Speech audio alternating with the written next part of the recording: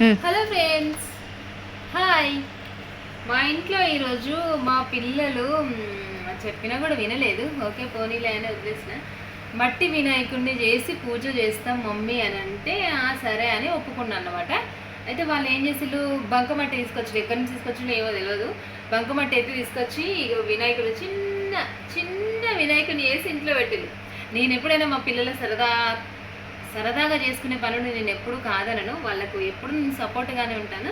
ఒకసారి చూడండి, మా పిల్లలు డైలీ పూజ చేసే వినాయకుడు ఇగో మట్టి వినాయకుడు, చిన్న వినాయకుడు, చిన్న కళ్ళు. ఇగో ఇక్కడ అది ఎక్కడ అంటే పాముతో చేసిన పడగ ఉంటుంది కదా, అది కూడా పెట్టింది మా పాప.